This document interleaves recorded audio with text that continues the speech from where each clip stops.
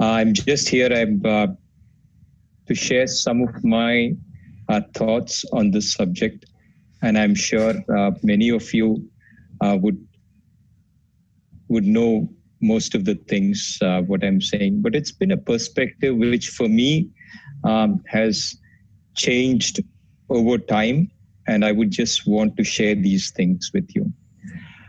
For me, having started playing sport in 1985, for me, sport for the longest period of time meant medals.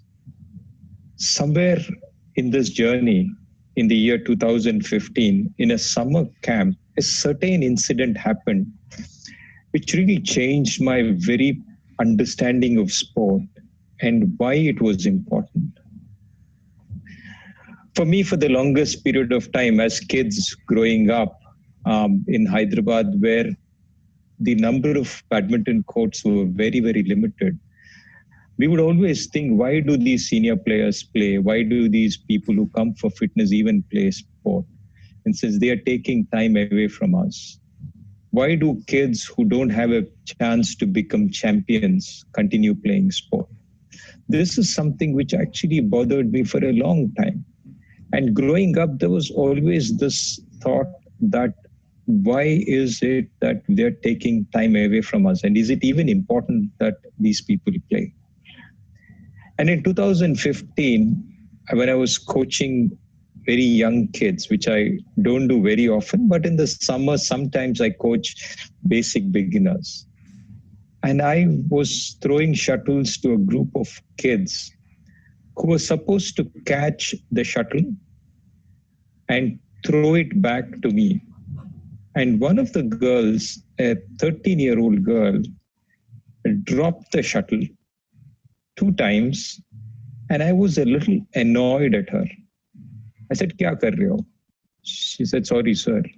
And then I kind of made a face and walked off, because for me, she just was not attentive or disciplined enough, and she was making fun in the class.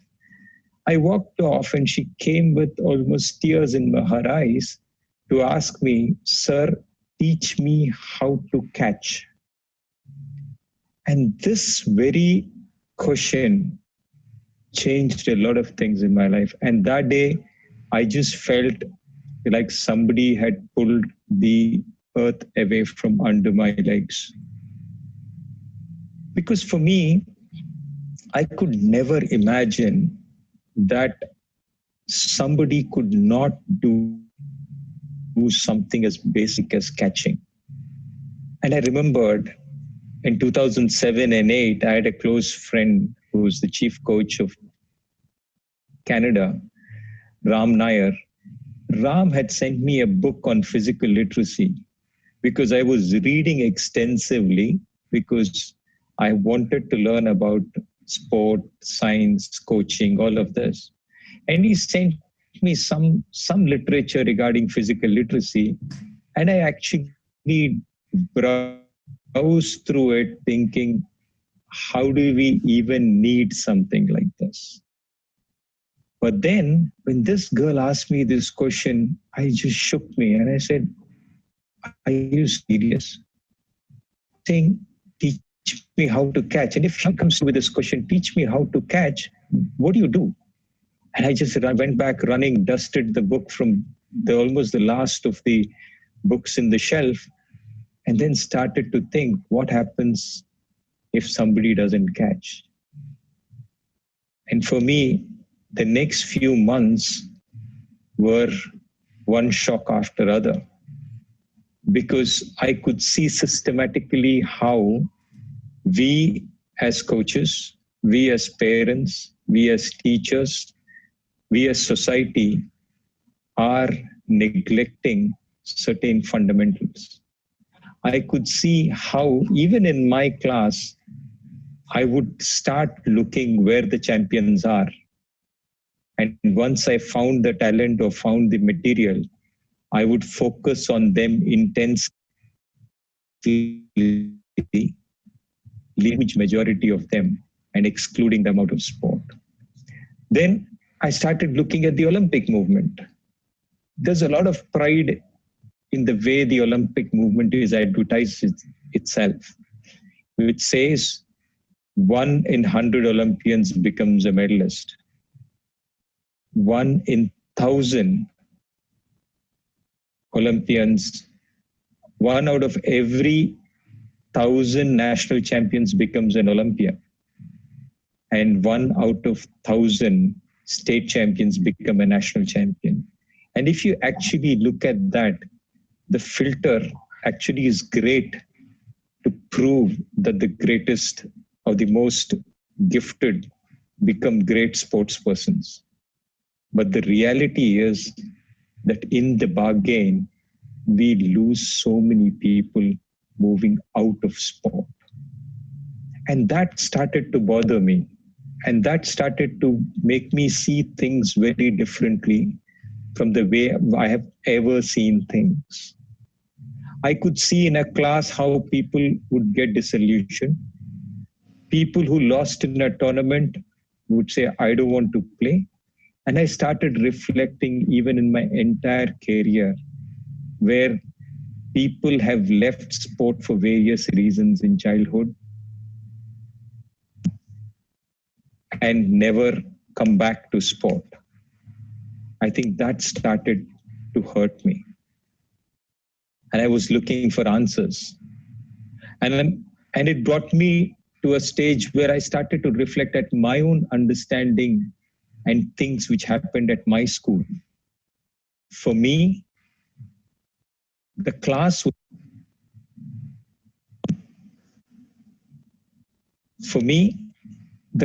was very important. And I reflected. When I was in a maths class when I was young, and teacher would send me out because I didn't come to class regularly and I missed and didn't know about many of the problems, she would say, you're not good enough. And I would stay out of the maths class. So today, years later, that experience of not being happy in a maths and a physics class makes me dread maths and physics today.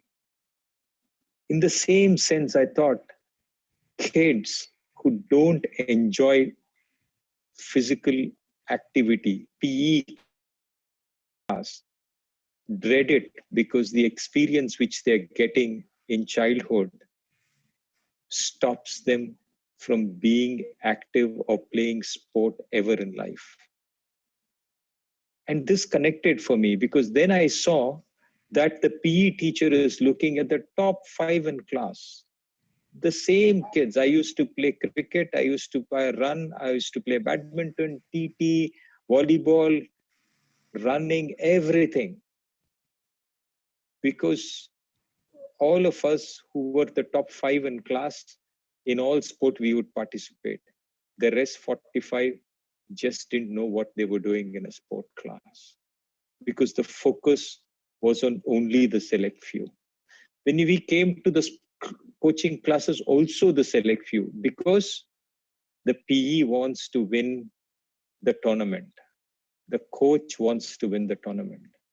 And the entire focus is on winning. Thereby, everybody started to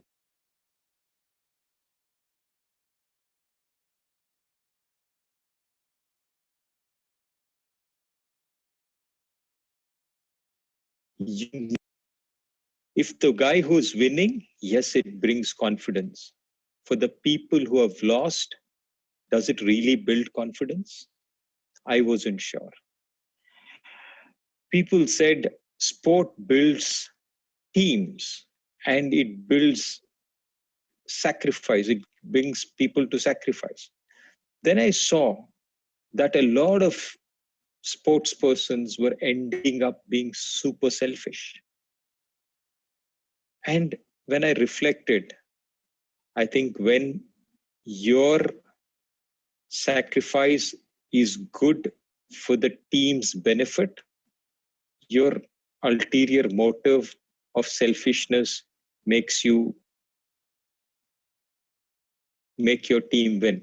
But if your sacrificing yourself in a team makes the team better.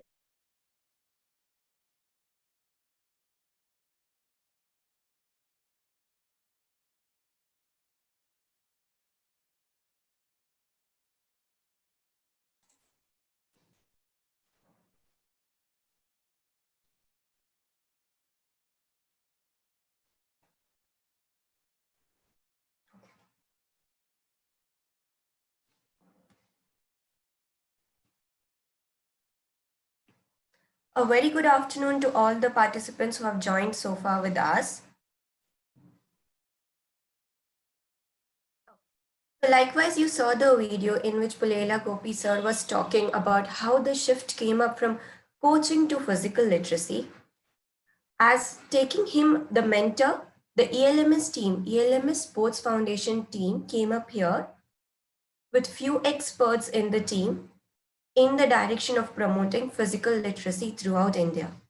So I welcome you all to be a part of this team, and we'll be having another 6 day session with you all.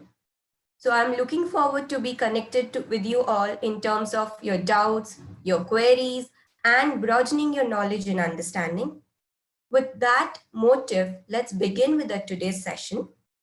Firstly, I would like to introduce myself to you all. Myself, Alfia Sheikh. I have a background as a sports scientist as well as a sports physiotherapist. So I also am a part of ELMS team. So today's session, what we will be having, that is the first pitch-in session, is about learning the fundamental terms which are regarding and related to our field. As physical education teachers, we come across a lot of fundamental terms which we use in and out during our normal day-to-day routine work. So today's session is more about feedback, recap, or maybe just trying to understand how similar these terms are and how distinct they are from one another. So with that motive, I would like to call my colleague Jessica, who will be leading today's session. Jessica is a PhD scholar in physical education, having a teaching experience for more than 7 years in physical education work, and she's been working in physical education at different level. She's also been a teacher, educator in physical education, and she's been more in line and linked with the institute in Goa. So I welcome Jessica to proceed with today's session. I would also like to tell all my participants who have joined today, in case of any queries, please get back to us in the chat box. Let us know what difficulty you're having during the learning sessions in terms of the pace being really fast, we are not audible enough, you need a shift in, I hope the language is fine to go about with English. I'm sure English will be fine with everybody. Yes, no? Can I have a yes, no in chat box?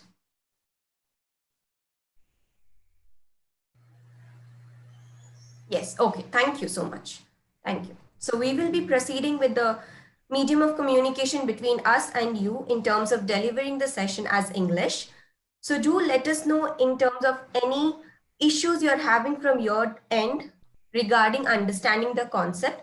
Me and my entire team, Zainab, myself, and Jessica are here to help you out during the entire session. All right, with that note, let us begin with session. Jessica, over to you. Please take up from here. Thank you, Alfia, for the introduction, and very good afternoon to all the teachers, the participants who are present here. And well, as Alfia mentioned to all of us, that today's session is mainly with respect to the terms in physical education, and we're going to have a recap or revision on the different terms that we have in physical education and sports, and also understand the distinction between them and the similarities between them.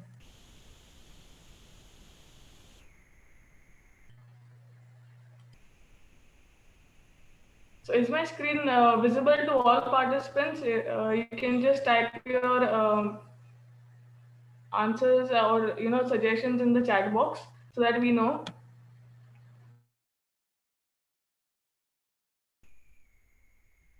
All right, thank you. Well, let's begin. We'll start with some action for you. Action time, wherein there'll be some questions, and you will have to post your answers in the chat box so that we get to know what your answers are. All right. So let's begin with the first question. That is, what is your favorite physical activity? What has been your favorite physical activity, or till now, what is your favorite physical activity? I would request the participants to type it in the chat box.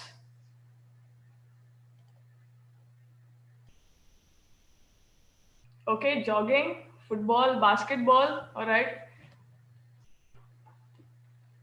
I would want more participants to be active and yes, playing volleyball. All right. Jogging, running. All right. Basketball, running, volleyball, playing football. Okay, getting a lot of answers here. Playing table tennis. Wow. Handball. All right. So various kinds of sports that participants enjoy participating in. All right, so let's move on to the next question. Our next question is,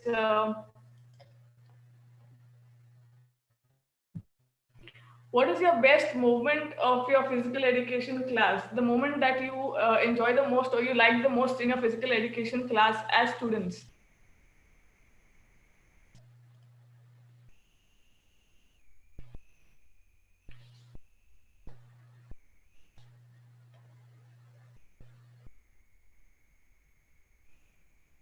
All right, participants, I would like you to write down the moment which was your best moment of your physical education class.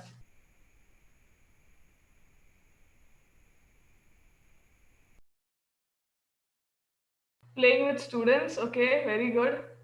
That is something that we enjoy a lot. Handling primary children and teaching PET. All right, that's amazing. Okay, participating in minor games. Football training, okay, that is teaching or coaching football. So that has been your best moment of your physical education class. All right. Improvement in students' performance, interaction with students. Yes, that is one of the most important, building a rapport with kids.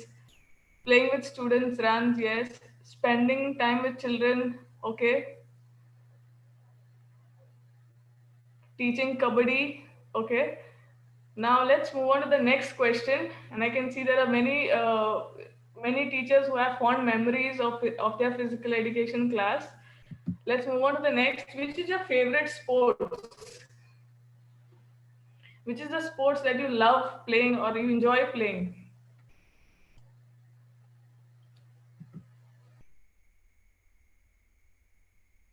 Football, cricket, okay. Always football, kho, athletics, football, throw ball, all right. Tennis. So there are many sports lovers here. Badminton, basketball, kabaddi, hockey, volleyball. All right, great. We can see many of us are sports enthusiasts. Now I want you all to write down your favorite exercise. Which is your favorite exercise? आपका which exercise do you love performing or participating or doing? Skipping, stretching, yoga, all right, weight training, sprinting, wow, freehand exercise, stretching, aerobics, wow, yoga, shuttle run, speed workout. All right, these are some amazing and a lot of variety in the answers that I'm getting. Jogging and stretching, okay, yoga, free hand exercises, shuttle. All right. Now I want you all to think about this and write down ki how many hours do you spend sitting at work in a day? In a day, how many hours do you spend sitting and doing your work? It could be maybe you're on the laptop or on your, using your mobile phones or doing some work at your desk. So how many hours uh, you can just reflect on your day and just write down how many hours do you spend sitting down and working? 1 to 2 hours, okay. 6 hours, all right. 2 hours, 1 hour, okay. 3 hours, 1 or 2 hours, all right, 2 hours in a day, okay, around 2 hours, okay. So let's move on to the next question. Um, are you physically active or physically inactive? Participants, think about this and write your answers. Are you physically active or physically inactive?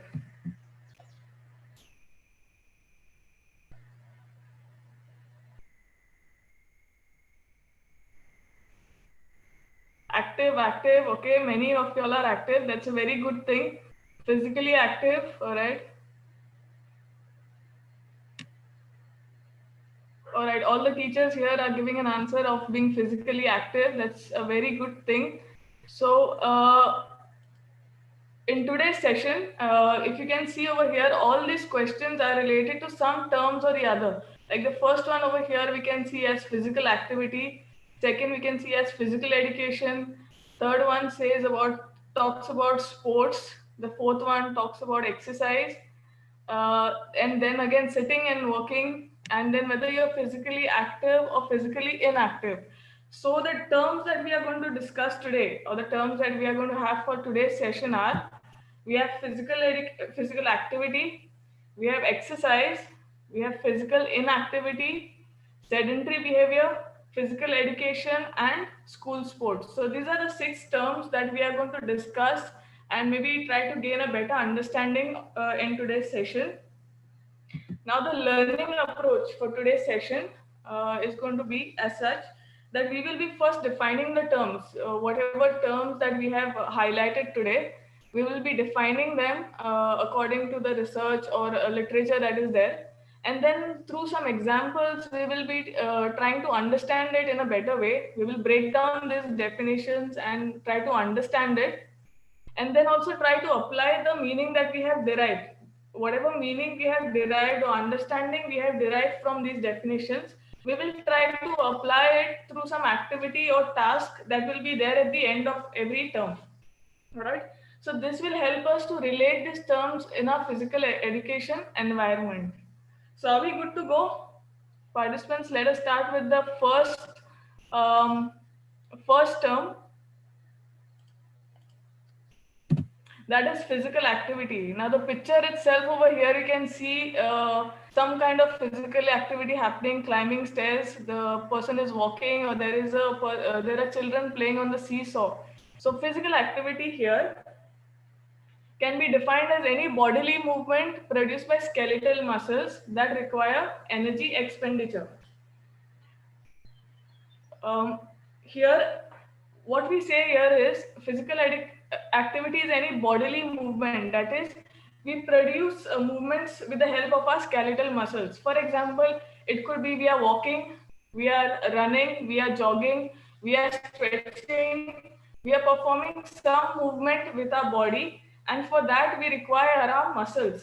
Now, whenever we perform this body movement, right, it results in energy expenditure. There is some kind of energy expenditure that is taking place. So this whole concept is termed as physical activity. Okay, participants, am I clear enough? So we can move on to the next one and see some examples of physical activity. Now here there are various physical activities that we can perform to keep ourselves active and keep ourselves fit. So we have made some categories over here so that we can help you understand better what are the different kinds of physical activities that we can or we do participate in. So the first one here we have is it's work and occupational. So any activity that is related to performing, is a part of our job. When we perform any kind of activity that is a part of our job, it is considered in the category of work or occupational. For example, it could be a construction worker who carries stones or carries a pile of cement or sand from one place to the other or from one location to the other. So he is performing this activity as a part of his job. Or you can see a gardener who is digging the ground, who is trimming the plants, who is putting manure. So when he's performing this as a part of his job, it is going to be termed as activities performed as a part of his work or occupation. For example, let's take our example as physical education teachers. When we are teaching kids, when we are working, when we are teaching kids in the school, we are performing some kind of activity along with the students. Or when we are showing a demo, we are participating or running and showing a demo to the students. So we are performing activity which is a part of our job. So whenever we perform any kind of activity that is a part of our job, it is considered as work or occupational. Then we have is travel and transport.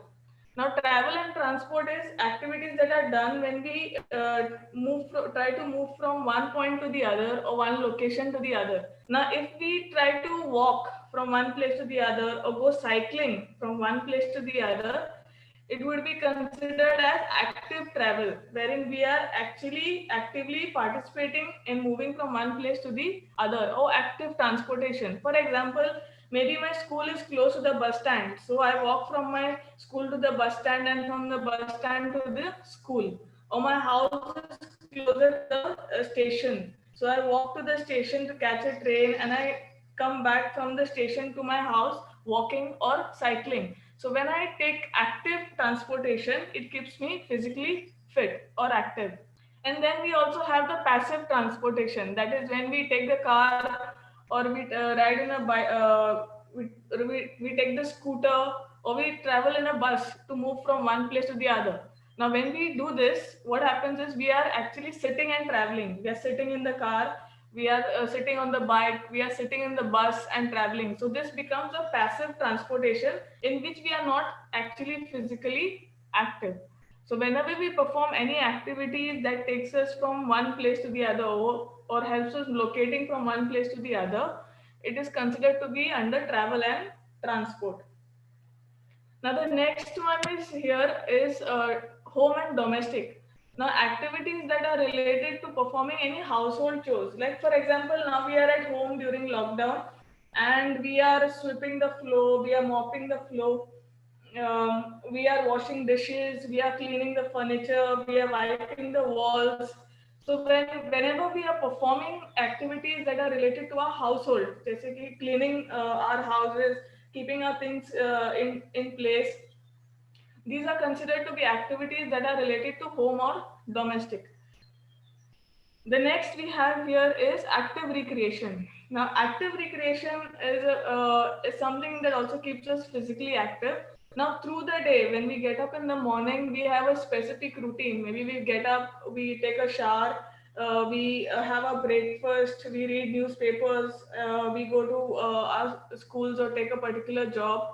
Then we come back, we have lunch, maybe we rest for a certain period of time, and then we have a certain time in the evening which is allocated for us to refresh our body and mind.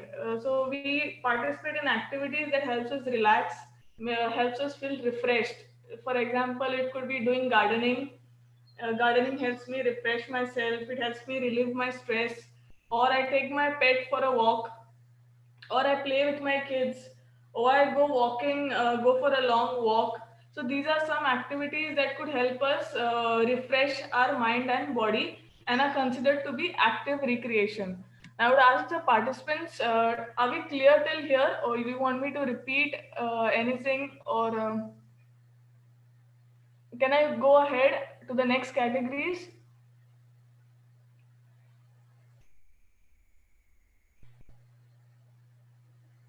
Okay, thank you. The next one we have here is sports. Now, sports is participate. For example, we have basketball, football, handball, different kinds of sports. So when we actively participate in any kind of such activities, for which there are rules and regulations, there is a moderator in terms of a referee or an umpire governing the sports. So when we participate in such kind of activities, we can say we are physical active through participating in some kind of sports. Then we have something called as exercise, again, which has to be planned, which has to be structured. And the main objective of participating in any exercise or engaging in any exercise here would be to keep ourselves healthy and fit. And the last category we have here is care. that is when we participate in activities such as, taking care of ourselves, for example, or others, taking a shower, taking a bath, brushing our teeth, washing our clothes, taking a bath. When we participate in such kind of activities that are related to keeping ourselves, hygienic and keeping ourselves clean, these are activities which are considered in the category of care. So these are some categories that were developed physical activity to define physical activity or to understand physical activity in a better way. Now, if you go through all these activities, I want the participants to take a glance to all these categories. We have work, travel, home, active recreation, sports, exercise, care. Now, look at these activities, and I would like to ask you a question. Do you think all these activities require the same energy level, or do they require a different activities require different energy level? I would want you to type your answers in the chat box. There are a variety of physical activities here. So, do you think all the physical activities require same energy level or different? Different energy level, yes, different.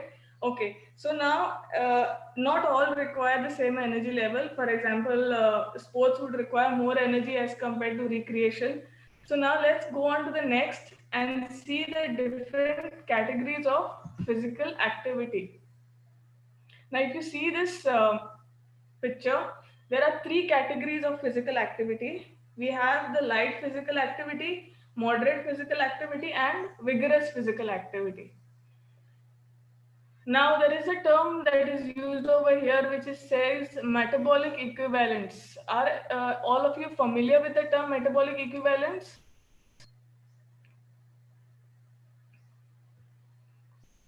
If you're familiar, you can say say a yes. Okay, no. So I'll yes, ma'am. All right. So I'll just revise this term of equivalent for everyone.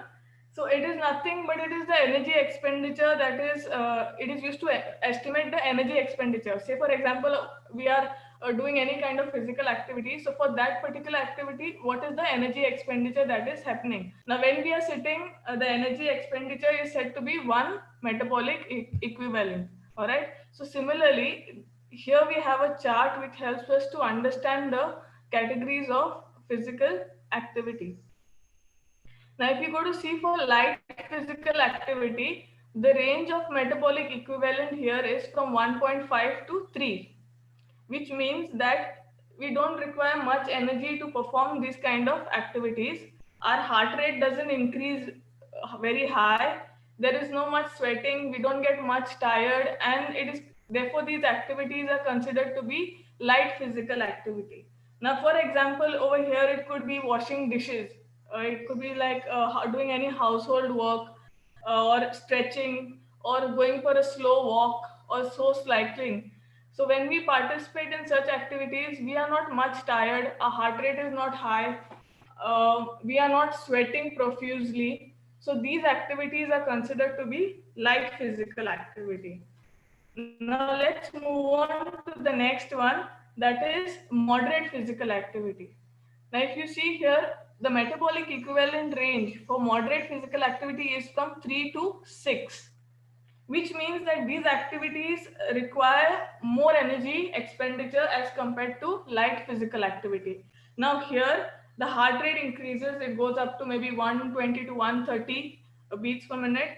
Here also we are sweating, the respiratory rate is high, we do get tired over here, and there are calories burned when it comes to moderate physical activities.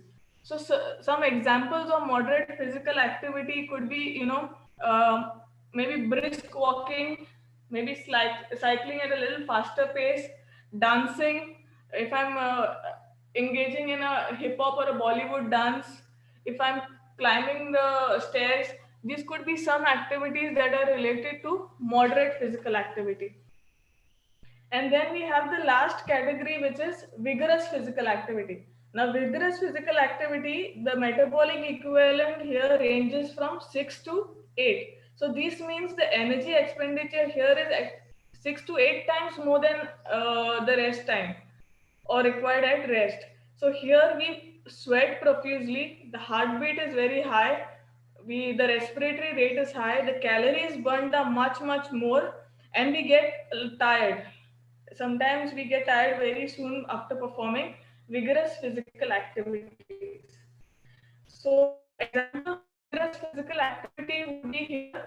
It could be participating in swimming or playing sports like football, basketball, wherein we have to run to and fro. There is a lot of movement, there is a lot of speed, the intensity is high, dancing fast, mountain climbing or hiking, cycling fast. So these are some activities that makes a heartbeat race to a higher level, and therefore these are considered as vigorous physical activities. So now, do you think these activities again differ for every individual? What we need to keep in mind here is that an activity could be determined based on the prior So for me, what is moderate could be maybe light physical activity for the other whose than mine. If we tell him to go for a 400-meter run, it could be a light physical activity. But for a person who is not into running, if we tell him to run a 400-meter track, again he would be tired, and for him it could be considered as a moderate or a vigorous physical activity. So here what we need to keep in mind is that the categories of activity depend on the individual's prior fitness level. Are we good to go ahead here? Are the participants all clear with all the three categories of physical activity, or you need any explanation? Then you can please let me know.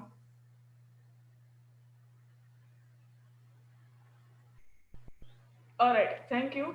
So moving on, there are some guidelines that are given for us by the associations and for children, for adults, and for senior citizens to participate in physical activity. Now, if you go to see, there are guidelines that are there for children, there are guidelines for adults, there are guidelines for senior citizens. So the guidelines differ for different population. Okay. So now, since as physical education teachers, we are more concerned with the health and fitness of our children, the guidelines given for children here are that we should aim at least minimum 60 minutes of moderate intensity physical activity for children every day. So we must make sure that here children are active for at least 60 minutes in moderate intensity activity every day to make sure that they can derive some benefits of physical activity, such as it could be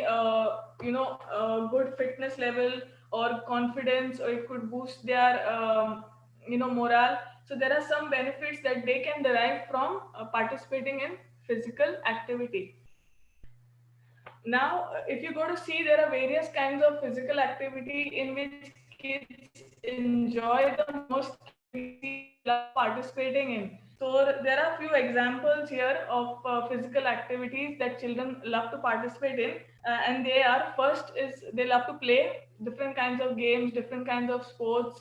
So if you just give a ball, you will see that they will run behind the ball, and they love to play games with equipments. Again, they love to run. If you see, when during the recess time, the moment the bell rings, all students will be running in the corridors, on the field. So running is an activity that they enjoy the most. Again, bike, riding the cycle to tuitions, coming back from tuitions, or going to school on the cycle, coming back on the cycle. So these are some activity. Cycling is one activity children like. Playing various kinds of sports, and cricket again is one of their favorites. Active travel, that is riding to school, again tuitions. Dance is one activity students love participating in. Workout, that is they perform activities such as balancing on one foot, or performing some push-ups or squats with their friends, so using their body weight to perform activities. Then we have walking, again, which is an active mode of travel. If the school is close by, they would walk to school, or the tuition is close by, they would walk to tuition and come back. So walking is one activity students love engaging in. Skipping activities, most of our students all love to skip, and it also improves their coordination. So skipping is one activity students love, and taking the stairs. Now, in all schools, mostly we do have staircases, so we see students playing various kinds of games on the staircase, hopping, jumping on the staircase, or running up and down the staircase. So these are some activities, as you see, children love to participate in, and they enjoy participating in, and they are all of moderate intensity, which again increases their heart rate and helps them be active. So now engaging students in play is one way of helping them keep active. So let's see the types of play over here. So there are three kinds of play.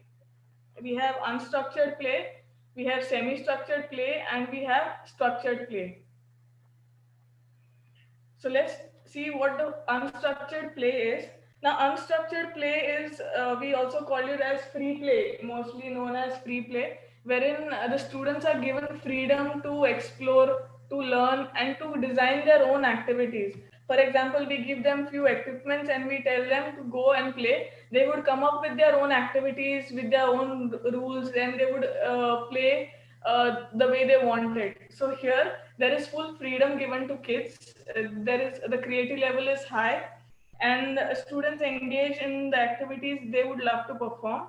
There is no specific learning objective here. It is most curiosity based. We can see children who are curious, they would come up with different kinds of activities, and there is less adult interference here. So the teachers or the adults don't interfere much, but the supervision and safety here is required here is maximum. We need to make sure that we are observing the students so that they don't get hurt or they don't get injured while they're performing those activities.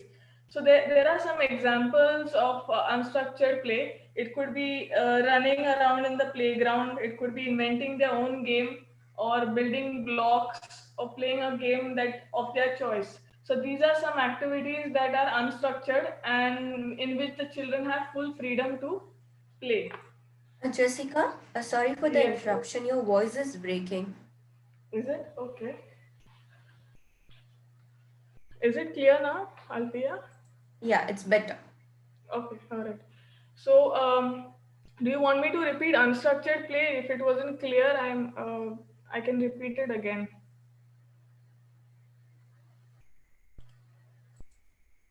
Good to go, Jessica. They are okay with it. Chat box says no, ma'am. You can go ahead. Okay, fine. All right. So next one we have here is semi-structured play.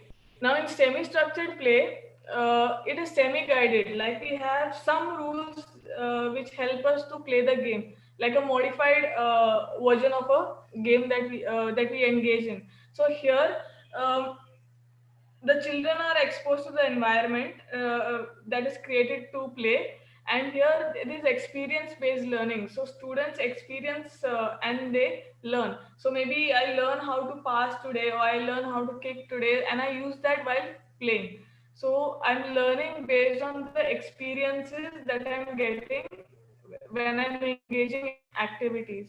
So there is active participation by the adults or children. So everybody is actively participating here, and it requires moderate safety and supervision. So there is someone who is supervising or moderating the activities that are happening.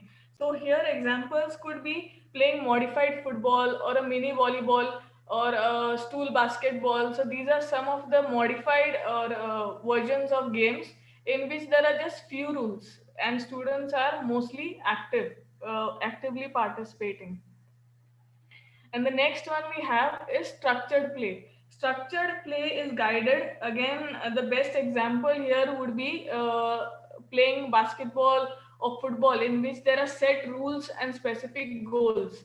So you have football has rules, basketball has rules. So we have to adhere to the rules, and there are specific goals we have to achieve while we are playing this kind of sport. There is active participation by all adults, and adults are learning in this process. Again, they learn different kinds of rules, they learn different kinds of techniques, strategies as they are playing. And again, there is a moderate safety and supervision wherein we have a referee. or we have an umpire who is moderating the sports. So there are three kinds of play. We have unstructured, which is also which also gives an opportunity of freedom and free play. We have semi-structured play, which is governed by few rules, modified versions of games. And then we have structured play, which is guided by specific rules, and there is a moderator. So are the three kinds of play clear to all participants? Are we good to go ahead with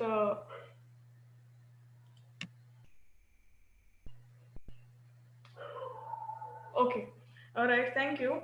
So now here are going to be some few questions now based on these three kinds of play. There are few questions to see whether we have understood these terms clearly or not. So let's begin. The first question here is playing with your sibling.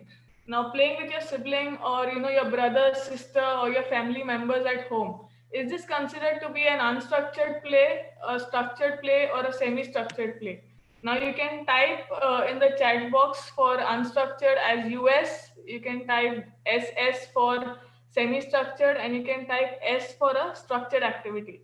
So, playing with your siblings, I want more and more participants to be active here. Unstructured play, okay, unstructured, very good.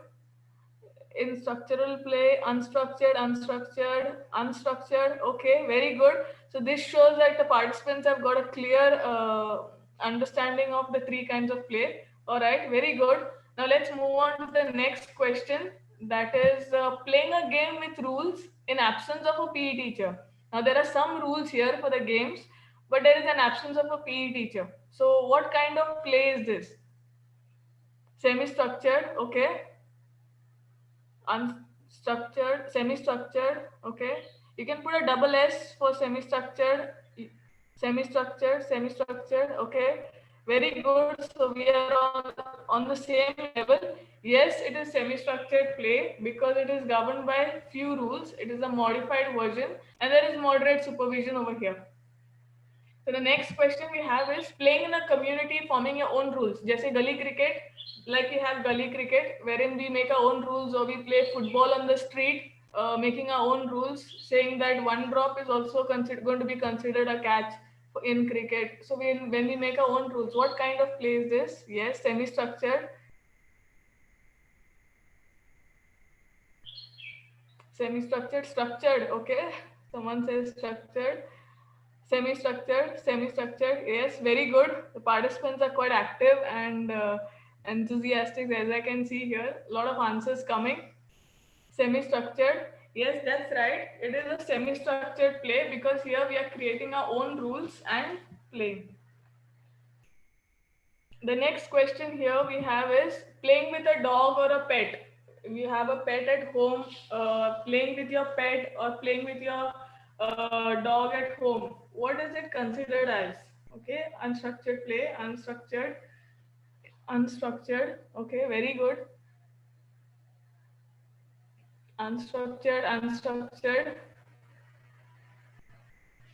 That's right. Okay, most of the answers or everybody is giving answer unstructured play, and that is right. Playing with your dog or a pet again here is unstructured because it's just a free play. We are just engaging in some recreative activity here. That's right. Okay, let's move on to the next question we have for you. That is going for a walk. Going for a walk. What kind of play is it?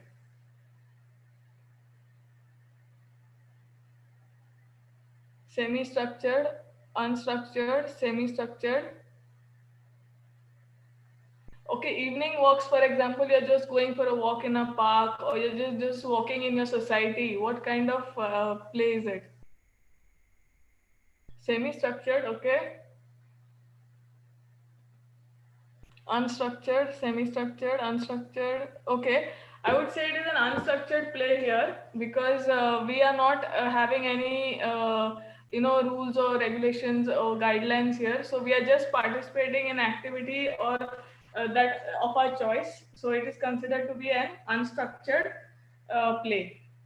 And the last question we have here is going for a brisk walk daily for 30 minutes. Now, just read this question carefully before you answer, participants. Going for a brisk walk daily for 30 minutes. Is this an unstructured, semi-structured, or a structured activity? Okay, I can see one person saying structured, semi-structured, semi-structured, unstructured. Okay. So just read through carefully. We are going for a brisk walk daily for 30 minutes. Now there are some specifications given here that you have to do brisk walking. You have to do it daily and you have to do it for 30 minutes. Semi-structured, structured, structured, semi-structured, unstructured, structured. Okay, so there are few answers that I'm getting as structured, and yes, it is right. It is structured because there is a specific goal we have to achieve. Maybe it could be losing weight or getting ourselves healthy. So here, participating in a brisk walk daily for 30 minutes, we have a goal. We have mentioned here what kind of activity we are involving in. Okay. The way how he is going for a walk also, yes. So brisk walking is mentioned here, so that is also gives a specific saying that he has to do brisk walking. It has to be done daily and it has to be done for 30 minutes. So there are specific guidelines given here, so therefore it is considered to be a structured activity. So I hope our understanding is clear till here, participants.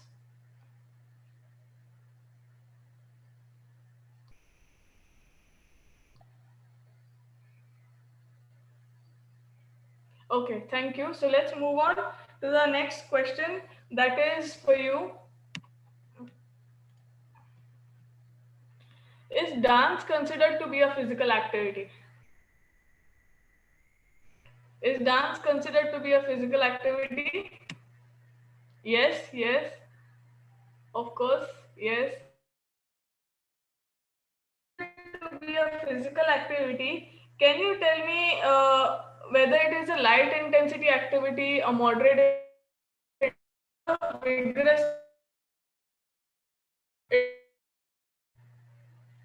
if dance is a physical activity, can you tell me what intensity it is? Is it moderate? Okay. Moderate. Is it high intensity, moderate intensity?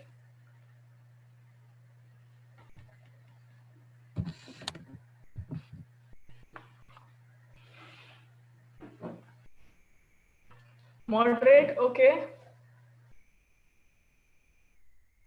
All right, now again, as we said, it depends on two things. One is the prior fitness level of an individual. So if my fitness level is really good, maybe performing a Bollywood dance for me would be a moderate intensity activity.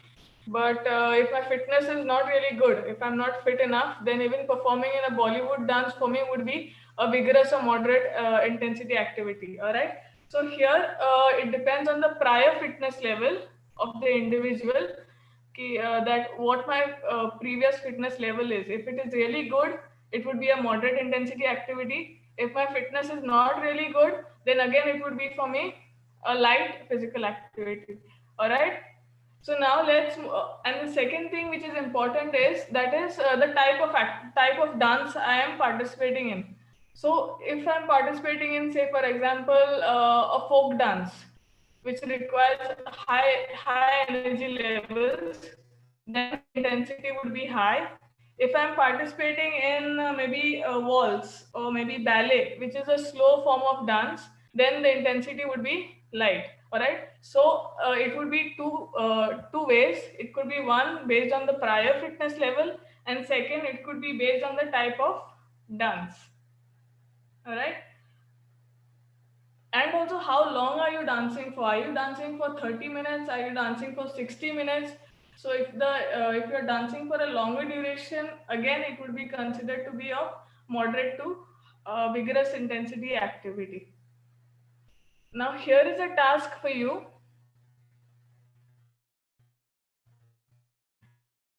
Have a look at this picture which shows physical activity, daily activity of four individuals here. We have Girish, Pooja, Rahul and Maya. So we can see the sun activities right from the time they wake up till the time they go to bed. So there are moderate intensity activities, there are break times, which is yellow, and there are sedentary behaviors where we can see the gray color over here. So I want you to look at this picture, analyze it well, and tell us which of the participant is most active over here during the day, and why do you think so that the participant is active? I would want the participants to look at these four individuals, look at the daily activities of these four individuals, and tell us which out of the four individuals is physically active, and why do you say they are physically active? Okay, someone says Girish. Now, along with the name, you have to also mention why do you say so. Why do you say it is Girish, or why do you say it's Pooja? Why do you say it's Rahul? When you mention the name of the individual, also mention why do you think so. Give a reason for it. Okay, I would want more participants to share their answers here. Girish, he works for a long time. Okay, very good. Girish, because he participates in more physical activities. Okay. Girish, more work hours. Okay. Girish, all right, good answers, participants. I can see you all are really analyzing their activities and giving me the answer. So Girish, everybody's supporting Girish here as the most physical active person. Okay, Girish works more physically than the others. Girish, along with the name, also mention the reasons why you say it is Girish. Okay, all right, Girish. Okay, so we have one standard answer here by all the participants saying that it is Girish. Okay, someone says Rahul. All right, now you have to mention why do you say Rahul? Girish, because cycling.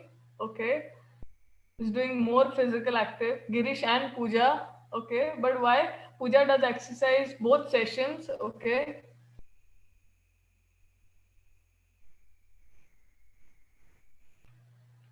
Rahul is in the play field, so Rahul is more active, more time.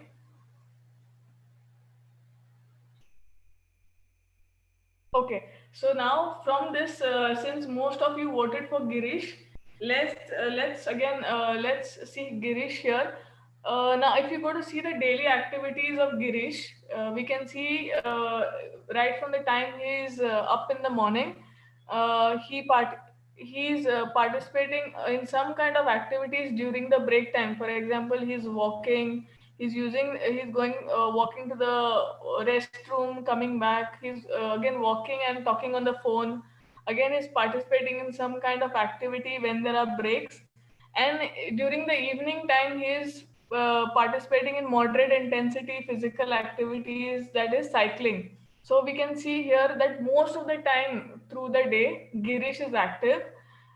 When it comes to Puja, we can say that in the morning she's performing some moderate intensity activity, that is, she's going to the gym.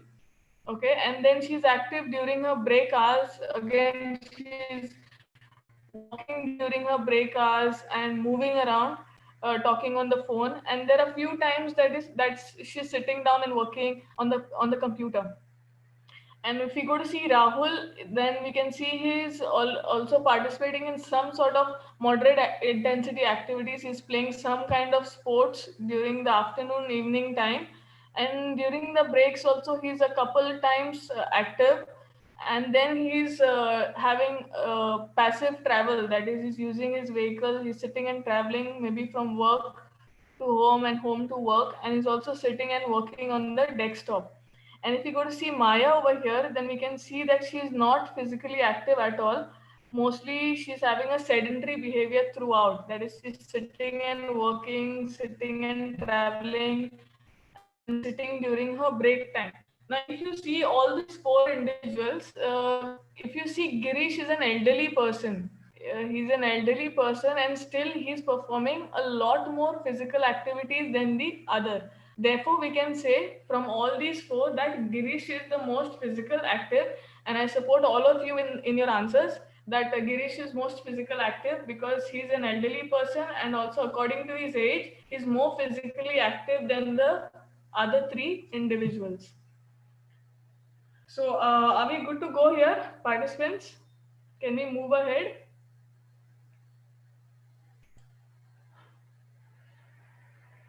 Okay. So the next term we have over here is exercise. We have seen two terms right now. We have seen what we have seen what physical activity is. Now let's move on to the next term, that is exercise. Now okay. Now, exercise is considered to be a subset of physical activity and is defined as a planned, structured, repetitive bodily movement done to improve or maintain one or more physical fitness components.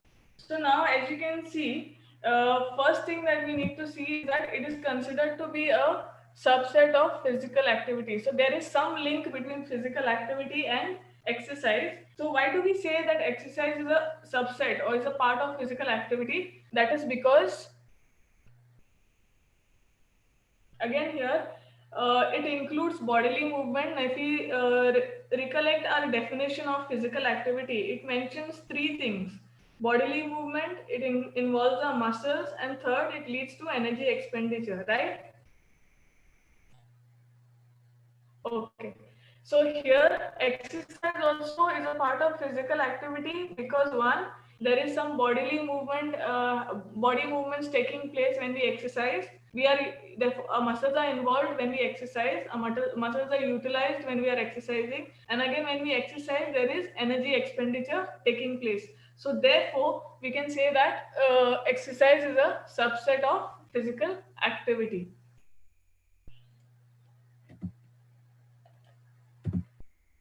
Now let's see some key attributes of exercise. First thing it says in the definition itself, it says that it is planned. So what do we mean by it is planned? It is goal oriented. There is a target that we have in mind. For example, it could be weight loss. Okay, it could be for us to remain fit. It could be for us to improve our strength or a cardiovascular endurance. So there is a goal, there is a target that we have in mind, and then we plan activities accordingly. So if I want to improve my strength, I have to make a plan how to improve my strength, and it has to be systematic. Whatever plan I make, it has to be very systematic. So I need to know if I'm doing strength activities today, maybe I start up with some good warm up in which all my muscles are warming up. All right. Then I start with some strengthening exercises, or I perform some animal walks, or I do body weight exercises, or I use heavy equipment or light equipment to perform exercises. Oh, I go to the gym. So I have to plan it systematically, and then I perform some stretching exercises to for as a part of a cool down. So it has to be planned. It has to be systematic. There has to be some structural behavior. I have to make sure that I am disciplined when I'm doing this activities. I, uh, I have to be confident. I have to make sure that there is some structural behavior here, and it involves large muscle groups. That is, my muscles are involved. If I'm doing upper body exercises today, then I know my muscles of the upper body are involved. If I'm doing a lower body workout, then I know the muscles of my lower body are all engaged in to perform those exercises. And then it helps you improve and maintain the components of fitness. So if I'm planning for strength, then it will help me to improve my strength, and again, not only improve, but at a certain period of time also maintain that particular fitness level for a longer duration of time. So here, exercise needs to be planned, it has to be systematic, there is structured behavior, it involves large muscle groups, and it is done to improve or maintain our fitness. So now exercise follows the FITD principles. Now FITD principle is something that we are all familiar with. So I would want the participants also to be a little more interactive here. The first one we have here is frequency. Now I want you to type what does frequency mean here. frequency stands for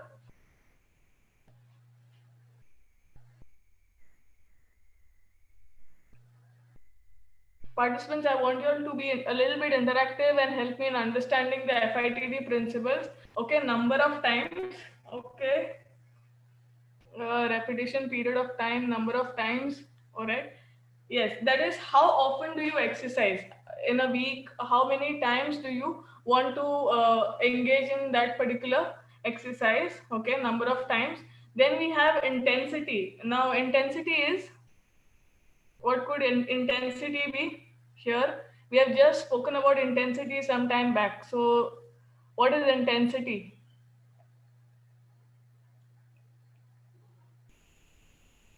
Load, repetition, speed, load. Okay, we just spoke about three types of categories of physical activity, which mentions light, moderate, and vigorous. So whether we want to participate in light physical activity or moderate physical activity, or yes, moderate or vigorous physical activity. So what intensity do we want to engage in? And time is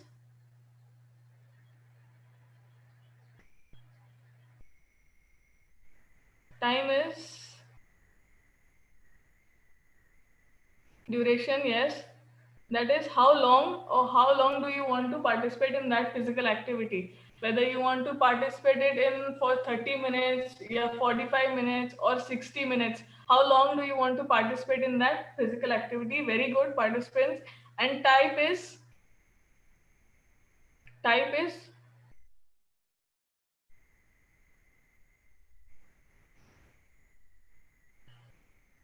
we move on to the next T, that is type. What kind of physical activity you want to participate in. Now let's take an example of cardio. I want to improve my cardiovascular endurance, and I want you to help me with the FITD principles here. So what would be the frequency for me if I want to participate in cardio? How many times in a week should I be doing a cardio exercise? Okay, it could be okay, alternative days. Okay, 2 days. Okay, so if I want to participate in cardio, I can do it every day, or I can do 3 to 5 times a week. Yes.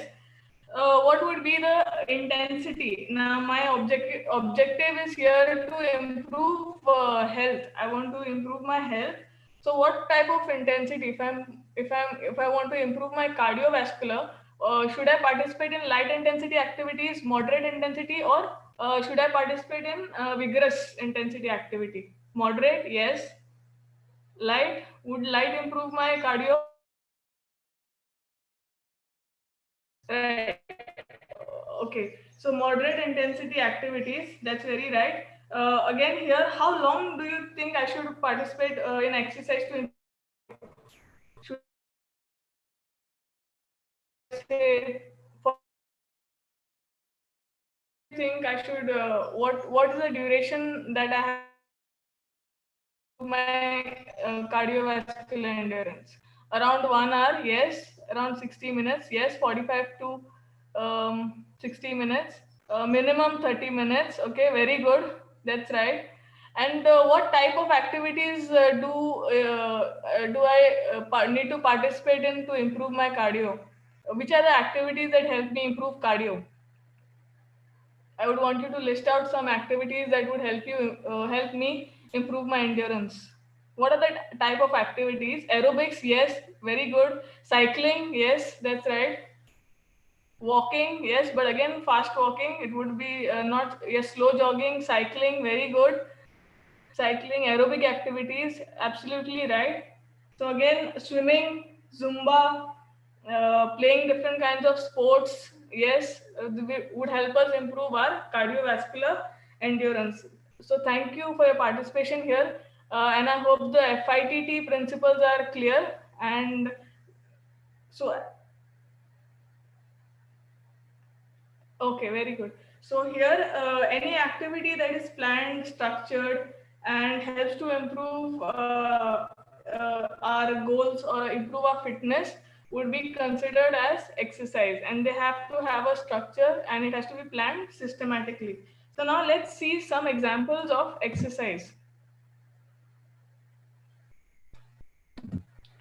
So now, as we see, adults, mostly as PE teachers or adults, when we think of exercise, the first thing that would come to our mind is body weight exercises such as push-ups, squats, lunges, or performing stretching exercises, which helps to improve our fitness.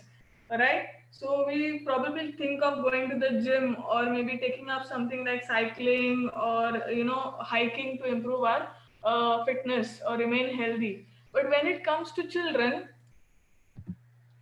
we need to make sure that exercises are fun for them. It targets their whole body movement, and it also keeps them engaged in. They love to participate or they enjoy participating in. All right. So as teachers, we do come up with some innovative and creative activities in which children are active, and they also enjoy participating in those kind of exercises. So these are few examples over here. Hula hoop is one activity which kids love playing, and it also helps to improve their coordination and rhythmic sense. Then we have climbing and hanging. Now there will be many schools. If you go to see on the ground, there would be trees, small trees or big trees.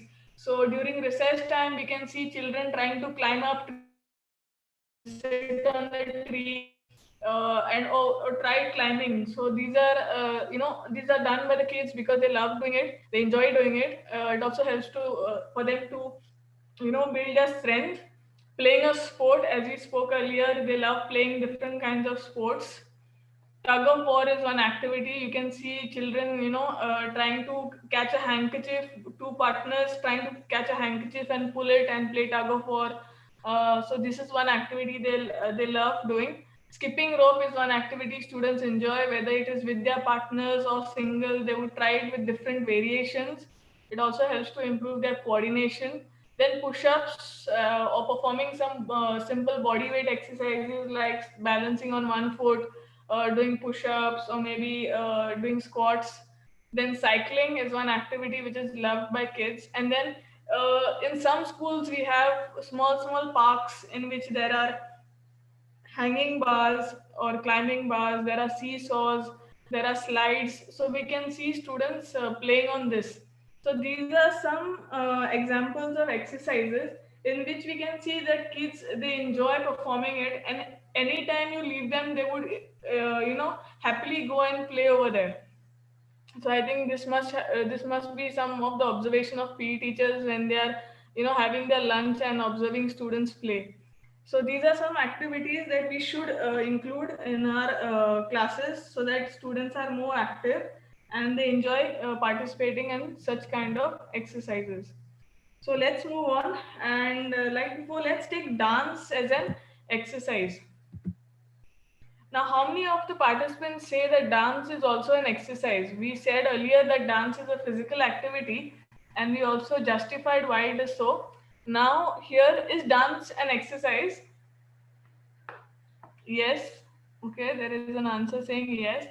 And yes, okay. No, all right. Yes, yes. So most of us are saying it is a form of exercise. Yes, of course. Yes, yes, correct. Yes, dance is a form of exercise. Again, when we apply the principles. Now, if I'm just dancing for recreation, it would be considered as physical activity. All right. But if I'm dancing, having a plan, if I'm considering dance to improve my CV endurance, or if I'm considering dance as an activity to improve my strength, then yes, it is considered as an exercise because I would be applying the principles of exercise to plan the dance. Say, for example, how many times in a week I want to participate in dance, how long, what is the duration I would be participating in dance, what is the type of dance I would be involved in, okay, what kind of intensity would I be involved in. So when I'm planning all these things with respect to the activity of dance, then it would be an exercise. All right. So till now, are we clear? We have spoken about two terms here, physical activity, and we have spoken about exercise. So are these two terms clear to all participants? Can we move ahead?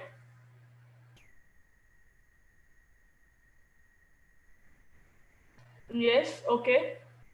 So let's move on and see. Let us see now the similarities and differences between the two terms that we have discussed now.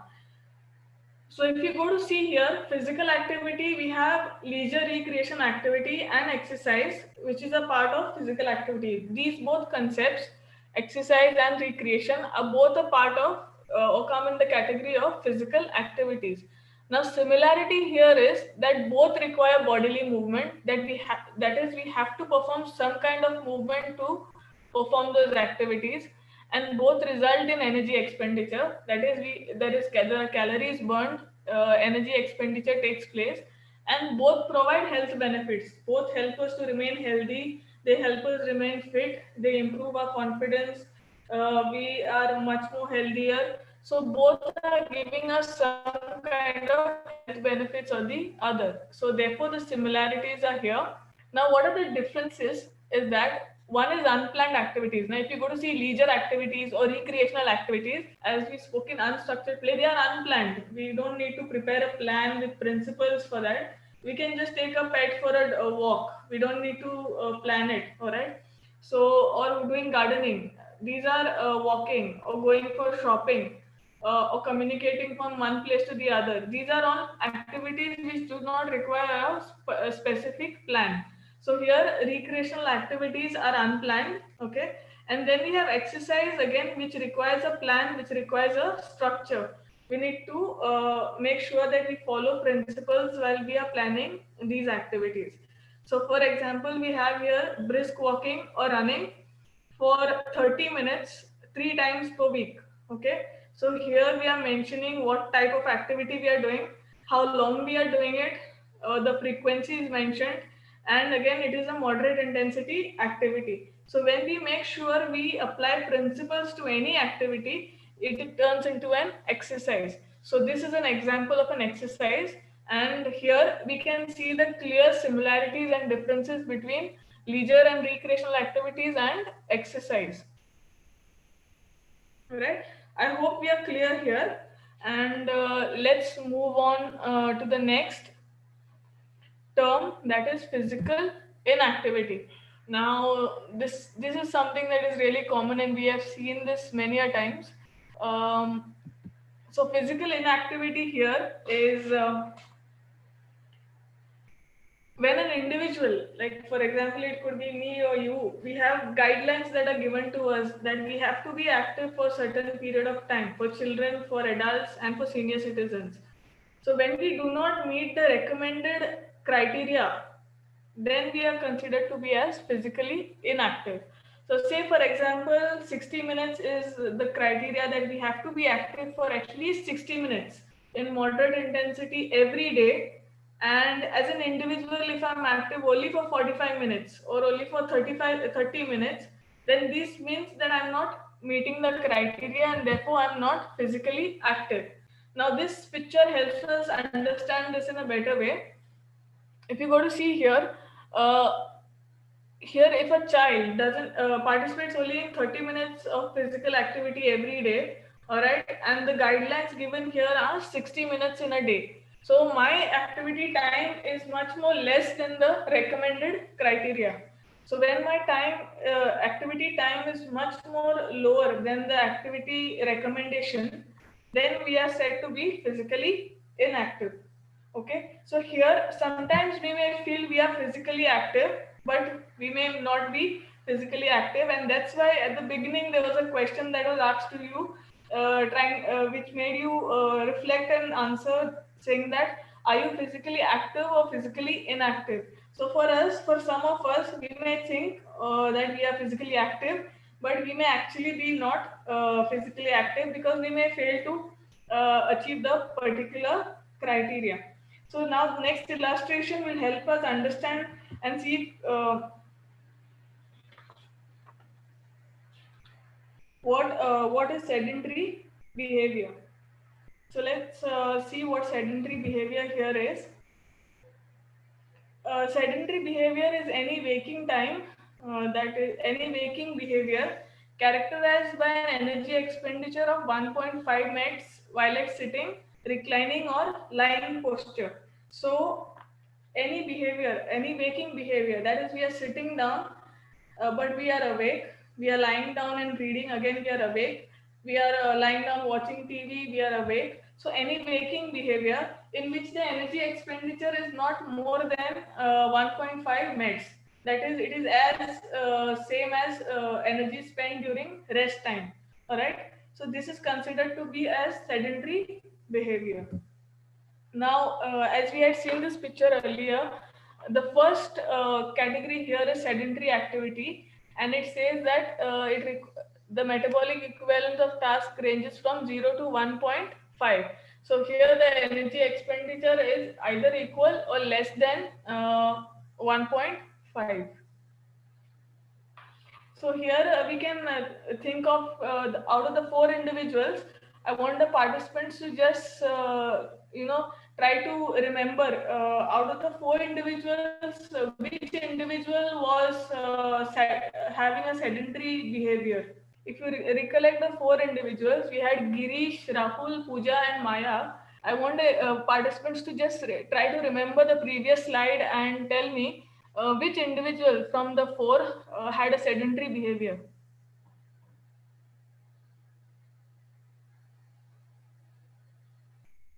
Yes, Maya, very good.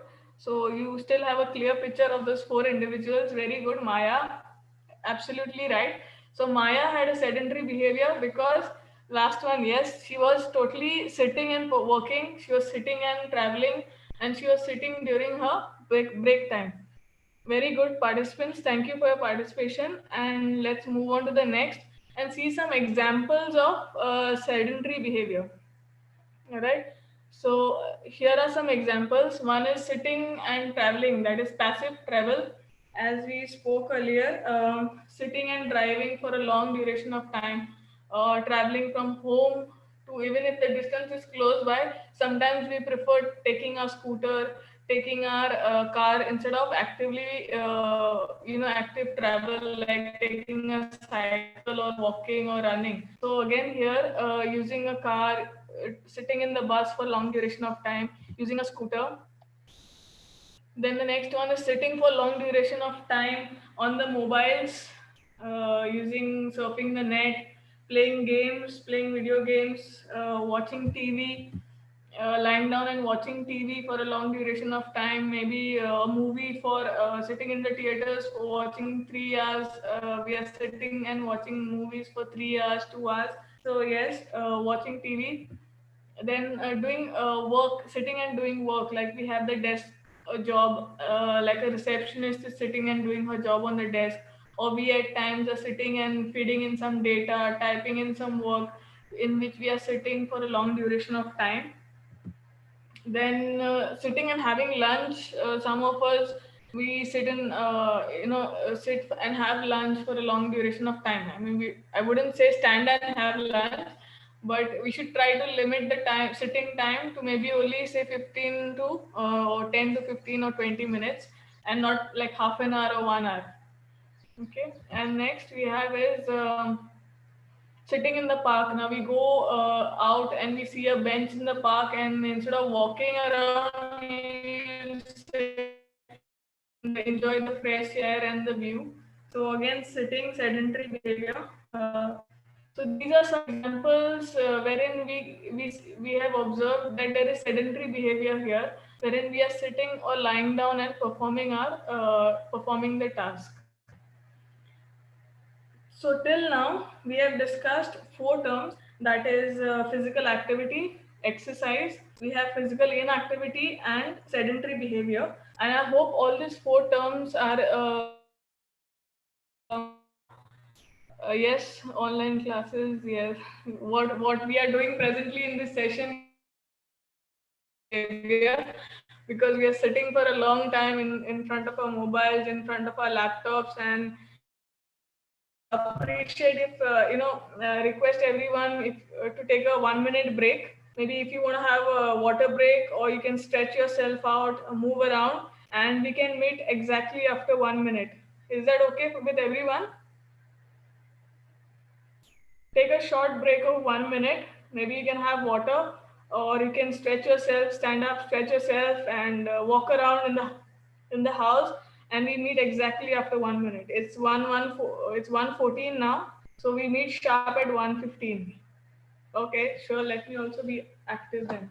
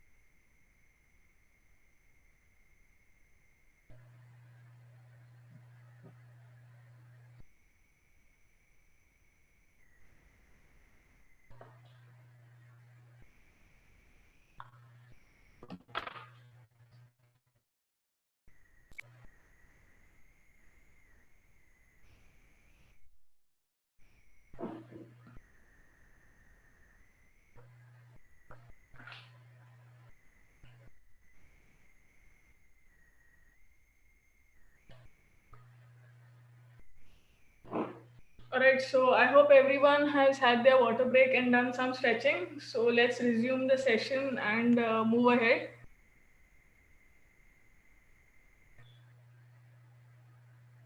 Is everyone back on the session? Shall we proceed? We need a break of 5 minutes, 12:45. Okay, next session we make sure we have that for you. Yes. All right. Okay, let's proceed then. Now let's see. Now let us see the difference between sedentary behavior and physical inactivity.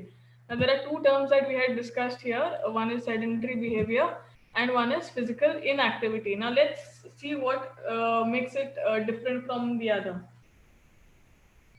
So here we can see physical activity, inactivity means not doing enough physical activity, that is not meeting the recommendation. So I may be active for 45 minutes, but again here if I'm not meeting the recommendation, definitely I'm considered to be physically inactive. All right, so here, and sedentary behavior here is sitting or lying down for a long period of time. So if I'm not active and sitting down or lying down for a long period of time, that is considered to be a sedentary behavior. Now, if you recollect the four individuals, we could say Rahul, who was the third person on the chart, was physically inactive because he was participating in some kind of physical activity, but it was not enough, maybe not maybe meeting the recommendation. Therefore, we can consider him as physical inactive if he does not meet the recommendation. And Maya, as we all know, who was sitting for a longer duration of time, was considered or is considered to be having a sedentary behavior. Now, so a person performing physical activity to meet guidelines can also be considered sedentary if they're spending large amount of time sitting through the day. For example, if I'm say participating in 60 minutes of physical activity in a day, but remaining of the day in the morning I just do some physical activity for 1 hour, and the remaining whole day I'm sitting down, and in the night I'm sleeping, so I'm lying down. So any if I'm sitting and lying down through the day for a longer period of time, and I'm participating in physical activity only for 1 hour in during the day, again I can be considered to be sedentary because there is long sitting hours or long hours where I'm lying down and performing some task like reading or watching TV or surfing the net. All right. So now let's have a next question for you. That is, are we sedentary now? Yes. But since we did some kind of movement, okay, that is fine. But attending the session now for a longer duration, we've been sitting for more than an hour. So yes, we are sedentary now. What are the participants saying? Are you with me for this? Yes, yes.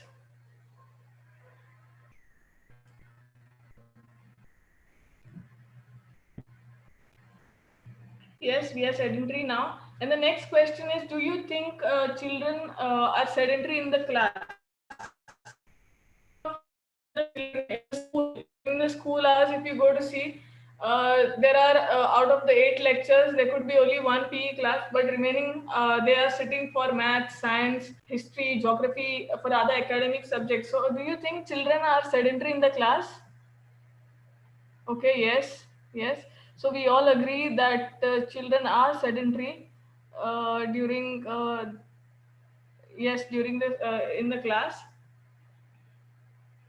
So during the school hours, if you go to see, most of the time children are sitting. But when it comes to say, early morning, if they reach early in the school, they would play, or during recess time, they would play a little bit in between. And there is one time when the students really are active, or prefer to be active, and that is during the physical education class.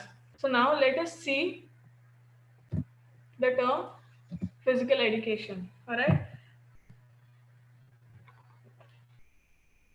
It is something that's very close to our hearts as PE teachers. Now, physical education here is considered to be a part of the school curriculum. It is planned, progressive learning is happening, and it has a timetable, and it is delivered to all students. All right. So here it is planned in terms we have to make a plan for the year. Like we have lesson plans, we have unit plans, we have yearly plans which we have to follow like any other academic subjects. So for example, we want to include say football, gymnastics, basketball and yoga for this year. So we need to make sure how long this activities would last, say 3 months, 2 months in a year. So we need to make a plan, and then again we need to see how are we going to follow it. What skills are we going to teach? How are we going to conduct assessments? So again, yes, physical education needs a plan which has to be prepared before the academic year. It is a part of the school curriculum. It has a particular timetable like any other subjects. Like we have 2 to 3 PE classes for every standard in a week, 2 to 3 or maybe 3 to 4, depending on the school. Again, all students are involved. Physical education does not focus only on few kids in the class, but everybody in the class, all 50 to 60 students in the class are made sure they are learning. It is delivered to all students. Everybody is involved and everybody is participating in the physical education class. So here it involves both learning to move and moving to learn. So what happens here is the teacher, as a teacher, I'm teaching the students how to perform the skills in wherein they're learning how to move. For example, they're learning how to dribble a ball, so learning to move and then moving to learn. Now when they are playing a game, they are moving and utilizing the skills and learning. Okay, if I dribble this way, how far can I go? If I have to pass, then what I have to do? So they are also moving and learning. They're learning rules as they are moving. So physical education here involves both. It is learning how to move and then moving to learn. That is, we have to perform certain skills and then we learn through the experience we get.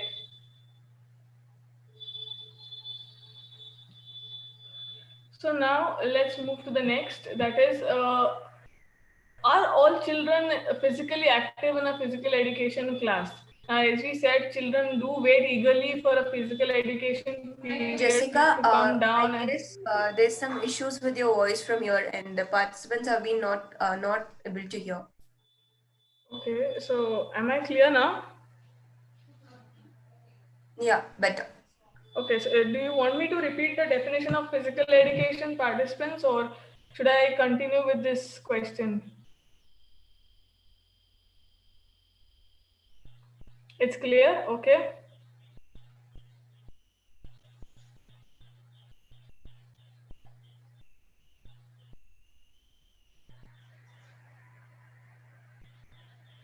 So should I proceed with this question? Okay, okay, all right, thank you. So this is a good question for all of us as physical education teachers. Are all children physically active in a physical education class? Yes, yes, all right. Many of us are saying yes. Okay, there is someone saying no as well. All right, no. Okay.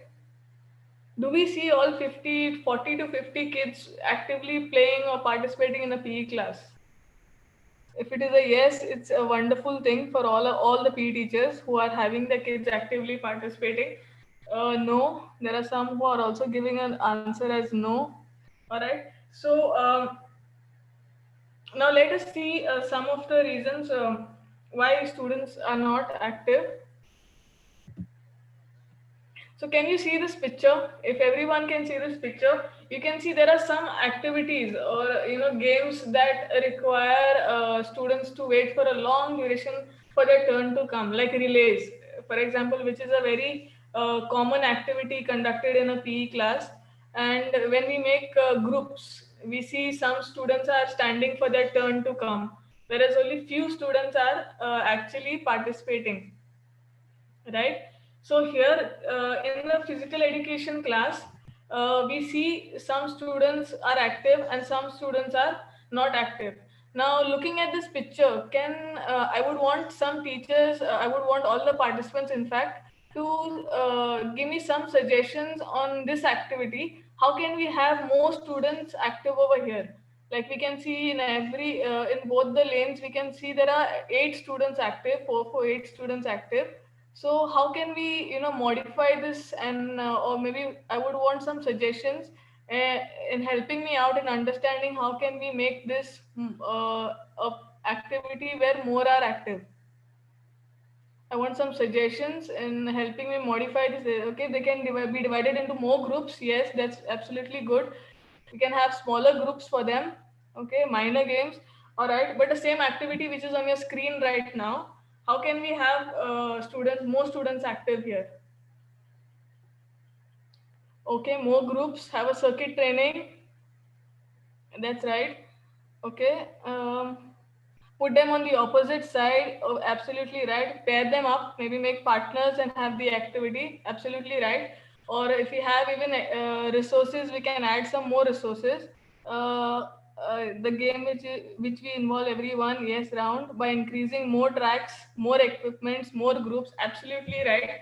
So teachers, thank you for your suggestions here, and I hope, and I definitely believe all of you must be implementing these suggestions while you conduct your activities in the class. So let's move on and see the physical activity time of every student. So what is the physical activity time of the student in a PE class?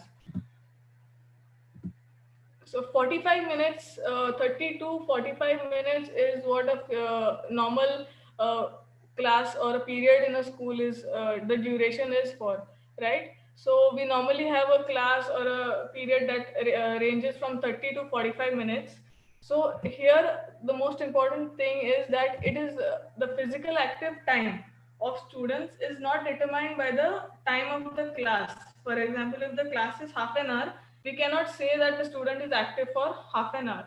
Or if it is 45 minutes, we cannot say that the students are active for 45 minutes. So here the active time of students is not determined by the length of the period, but here it is determined by the active time the individual is active in playing. Right. So activity time of every individual student in the PE class.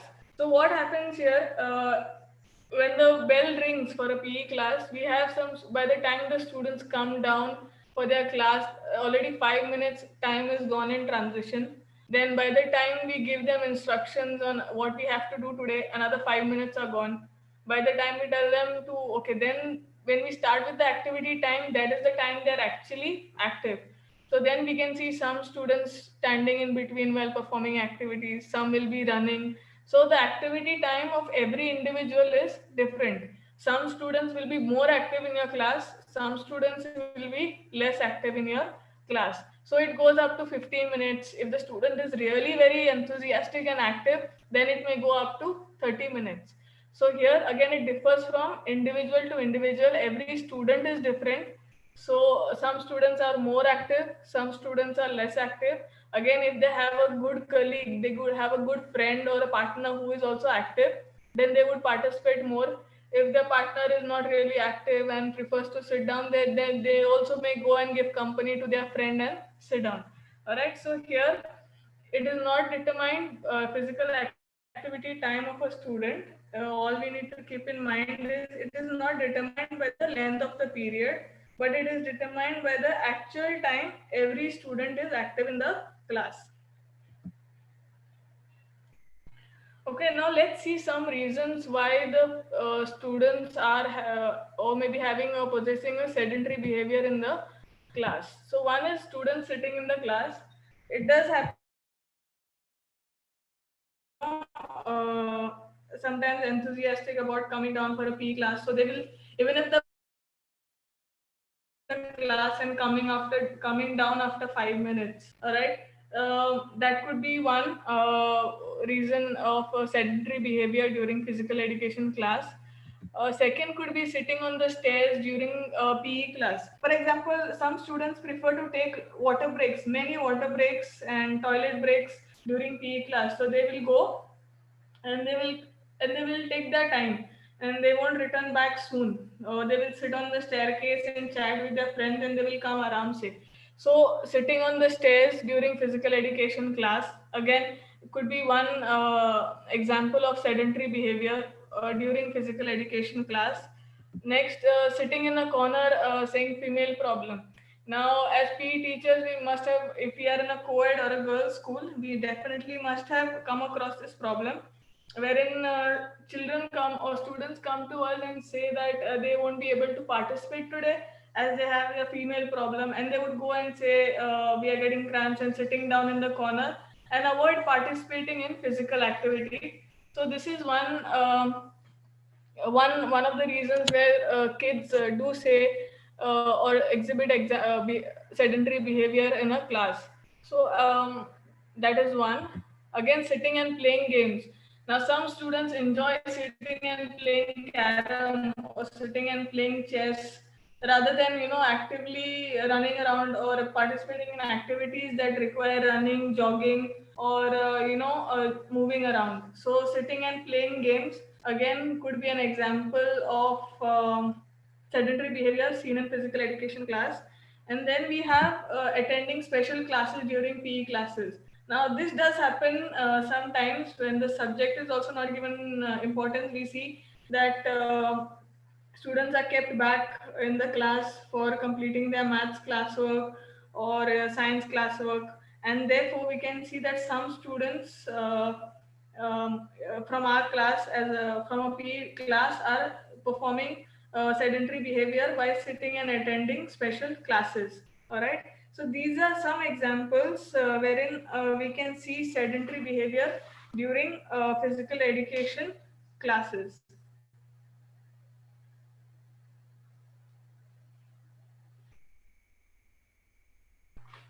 All we need to do here is motivate students and make sure that they are active, design more creative games so that we don't encounter more sedentary behavior in the class.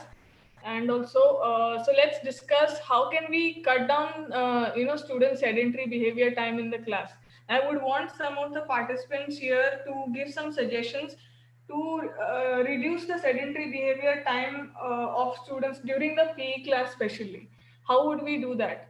How would we make have our students more active and less inactive or possessing sedentary behavior? I would want you all to give your suggestions. How can we cut down student sedentary time?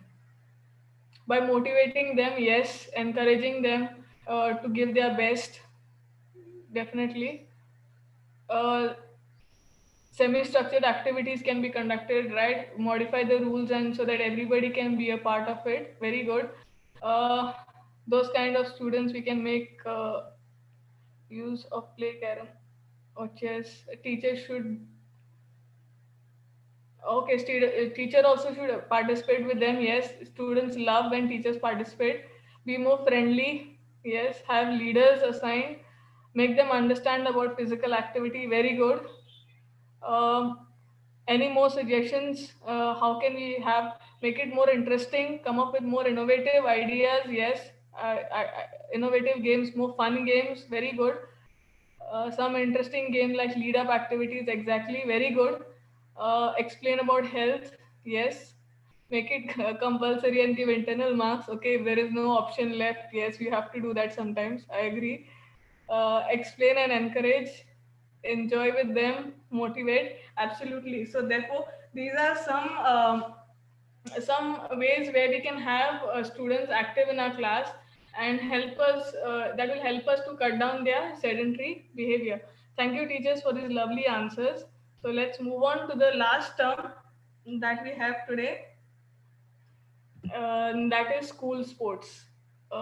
School sports is again a very, very familiar and very, very known term to all teachers, physical education teachers, and it is mostly concerned with here training few individuals to participate for the school team or the competitions in which a school team participates in. All right. So it is a training that takes place beyond the school curriculum, specific curriculum, and it is happening within the school. All right. Such as we have the after school program, that is after the school is over, there are some students waiting to participate in specialized games such as volleyball, football, basketball, handball. So these are after school programs, or some of the schools also have it as before school programs, wherein a certain amount of time is allocated either before the school starts or after the school gets over, and in which only few individuals are trained, only few students are trained, and they form the school team and they participate in school competitions. All right. It is also referred to as out of school hours learning. So now, what happens in a school sports is the difference we need to understand here is that all the among the full strength of the students in the class, only few students. It could be from the class. It could be a few students, one or two students, but on the whole school, it could be around 20 students who come, or 25 students who come to participate in these specialized games of their interest, which they would want to excel in.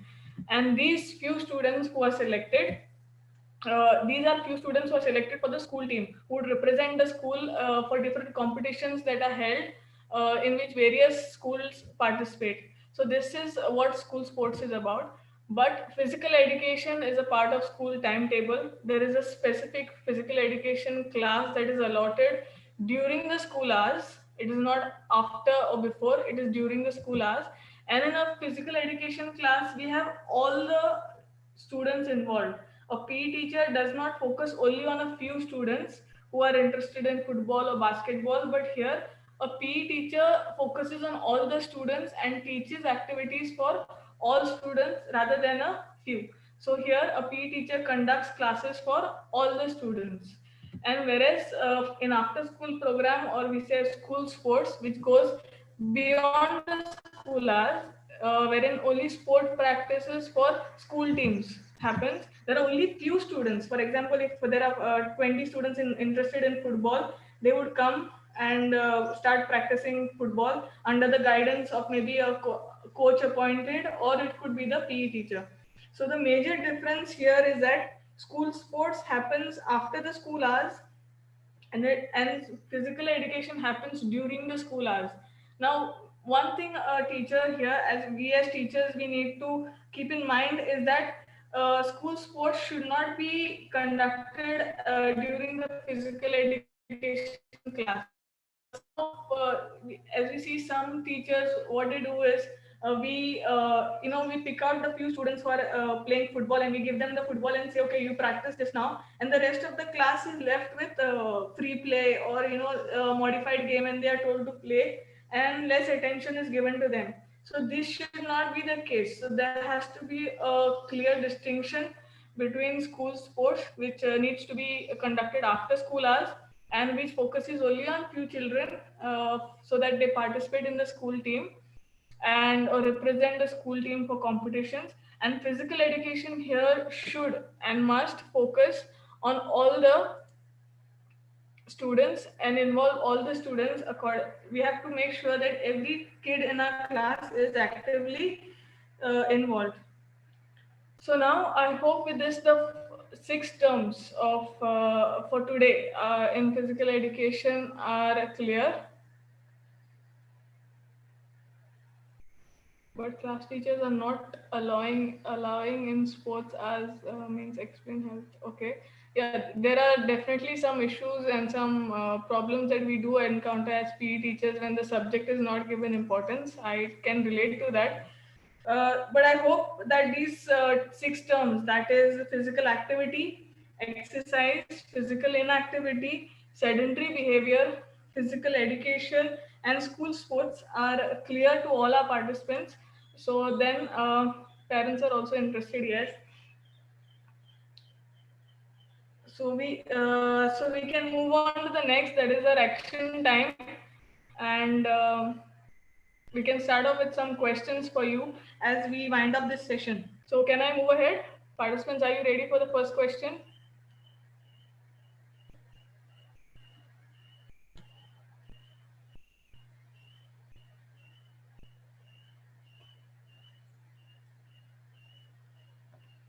Okay. So the first question here is write examples. Write examples of physical activity without equipment. Physical activity that can be done without equipment at the school. There are many activities that can be done in the physical education class. I want you to highlight or give some examples. Freehand exercise, yes. Push-ups, very good, which do not require equipment. Kabaddi, kho-kho, yes. Pull-ups, freehand exercises, running, push-ups, minor games, okay. Minor games without equipment, okay. Running, calisthenics, stretching, absolutely. Running, cycling, not really. Climbing stairs, asanas, running, kho-kho. Okay, absolutely right. These are some activities which can be done at school without equipment. Now, next question here is climbing stairs physical activity or exercise, and why? Now, this is a good question for you to think and answer. Whether it is climbing stairs is a physical activity or is it an exercise? And you have to give a justification as to why you say so. Okay, if you're saying it is a physical activity, why? And if you're saying it is an exercise, again, you have to answer the question, why? So there are 2 questions here, teachers. You have to answer whether it is, yes, physical activity or exercise, and you also have to say why it is so. I can only say physical activity, exercise, physical activity, exercise. You also have to say why it is a physical activity if you're saying it is a physical activity. And you also have to say why it is an exercise if you're saying it is an exercise. Okay, physical activity because it will improve fitness. Physical activity because it's done for necessity. Mentally strong, energy, physical activity. Yes, because strengthens and stamina. It is related to endurance training, strengthening. If we have a plan, it is exactly, if it is, it's an exercise, absolutely right. So again here, let me just add on to your answers here.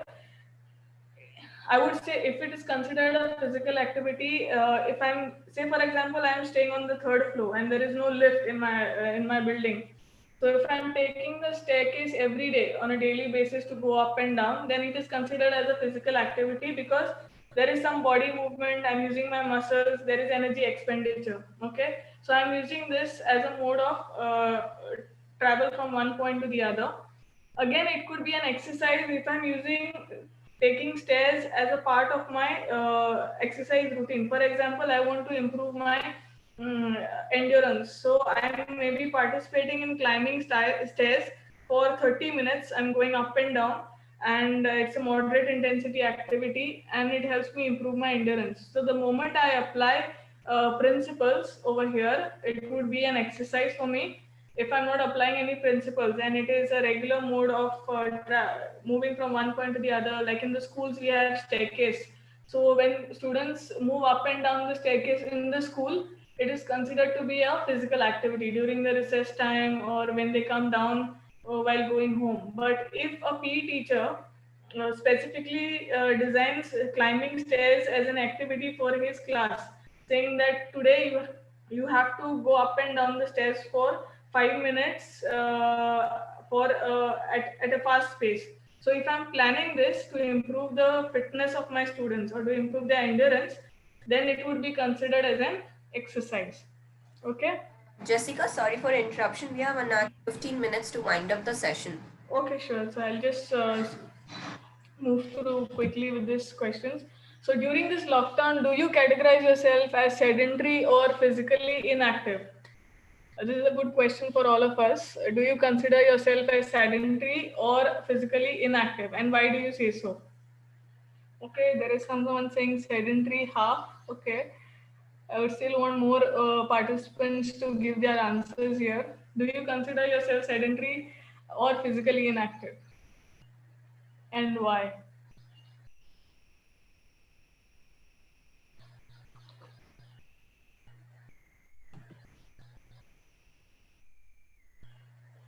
Okay, I would say if you're sitting for a longer duration of time without participating, there is less physical exertion, so physically inactive. Sedentary, if you're sitting down or lying down for a longer duration of time, yes.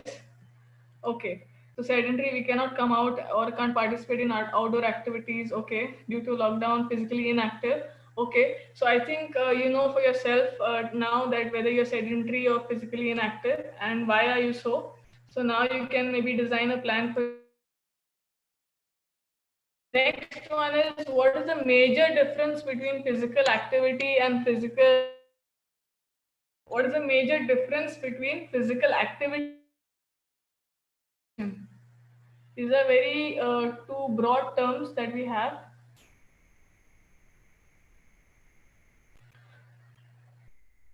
What is the major difference between physical activity and physical education?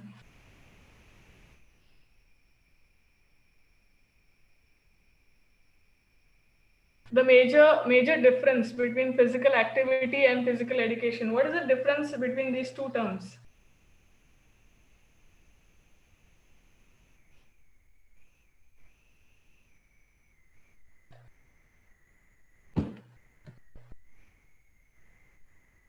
Okay, participants, am I clear now?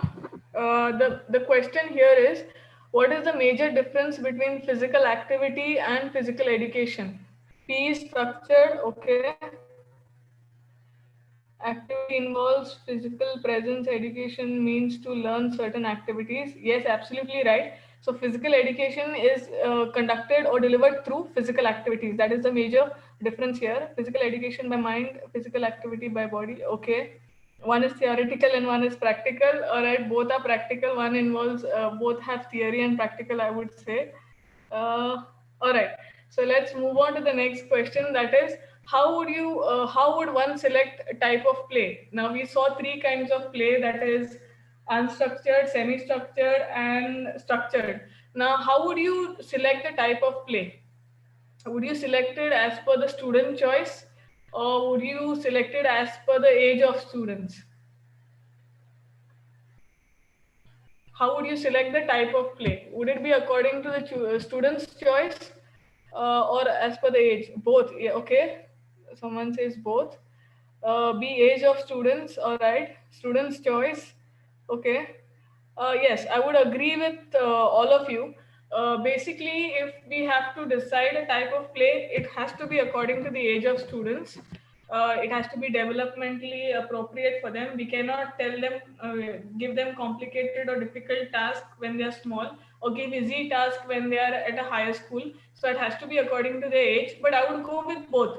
That is, also see the student's choice. I would agree with also the ones who have said both. That is, maybe during the initial time of your PE class, you can play a game of their choice. You can give them the equipment and tell them to explore or play a game of their choice, and then maybe you can conduct the activity that you have designed according to their age. So I could go with both, and all of you are right, because it has to be according and also according to their wish. Yes. So the next question here is, where does the PE teacher possess maximum power to involve students into physical activity? Now, as PE teachers, where do you think you possess maximum power in influencing students? Is it at school, is it at home, or is it at community? Okay, many of us are saying school. So, school, yes, school and community, okay. All right, D, all of the above, very good. Okay, school. Yes, mostly it is school, but also when we as PE teachers give them some task to be performed at home, like for example, we have taught them an activity, say kicking in football, and we tell them go home, and if you have a football, practice kicking at home when you are free. So again, I'm also having the power to influence them at home, and then when they play in their community, they use this skill. Like for example, when they're playing football in their community, they're using this skill to play the game of football. So as a PE teacher, I have the power to involve children into physical activity at all three levels. So I would say all of the above. Right, as some of us have said, all of the above. Yes, that is right. We can influence them at all three levels: school, home, and community. And the next question here is the last question probably for you today. How can we make students physically active using online platform? Innovative solutions. Now, as you can see, due to this pandemic, we have students at home, and most of the teachers are, using online mode for keeping the students active. So, what are the what? How can you make your students active at home? Watching aerobics, okay. Now, watching aerobics would be if they're sitting and watching or lying and watching, it could be sedentary behavior. But if they're actually performing along with the video, then yes, they could be active. I would want still more innovative solutions from teachers giving activities. All right. Okay, asking, not sure, some things we can educate only. All right. Watching asanas. Now, the activity of watching is could be sedentary if they are sitting and doing it.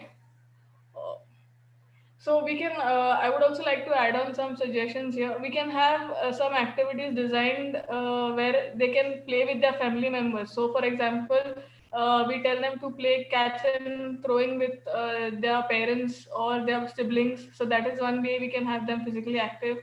Or tell them to dance to their favorite song at home every day for say 5 minutes or 10 minutes.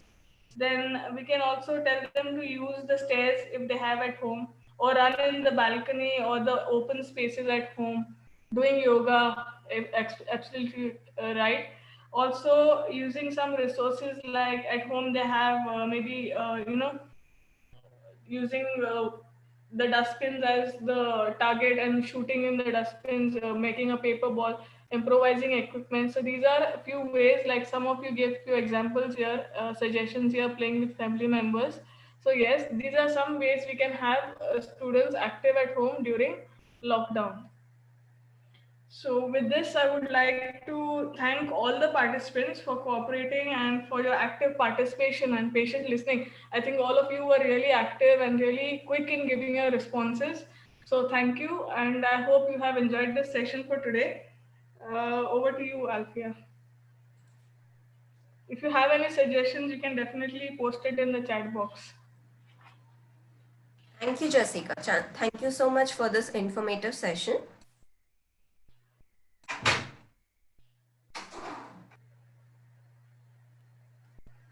So participants, I hope it was a great learning today. You can, Jessica, you can stop sharing the screen. Yeah, thank you. Yeah, I hope participants, it was a great learning for you today about the 6 fundamental terms and connecting that to your field.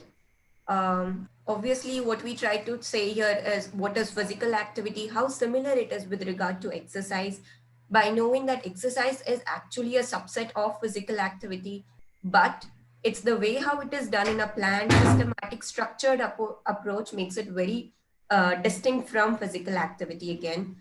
Then we saw how sedentary behavior and physical inactivity are somewhat similar, but then again, we got a clear understanding how they are distinct from one another. Similarly, talking about school sports and physical education. Many a time, what happens is people think physical education and school sports is one and the same, and they can actually do the same thing. And many a time, what happens is only the few selected talented students are focused in physical education class to teach them specific sports. So that rules out the actual freedom which every child should get in terms of physical education period, that them to be actually into the class doing this thing as per the planned approach as per curriculum. All right. So I hope it was a great learning. Thanks to Jessica for taking you through the session. With that, we end up the session today. We will meet up tomorrow at the same time. All right. And we'll have another good topic for you. Likewise, if you were all saying, could you share challenging games, ideas, what could be taken up at home? In future sessions, we will be talking on minor games, physical literacy, the way how curriculum guidelines has to be. Even we'll be talking about assessment, etc. So every day we have one new topic scheduled for you. I hope you had a great learning today. All right. So with that, let's come to the end of the session. I don't want to take extra time of yours from your lunch break. Please carry on with your lunch break and do share your feedbacks with us. The feedback form is also, the link will be also shared with you. All right. So thank you so much. Have a good day.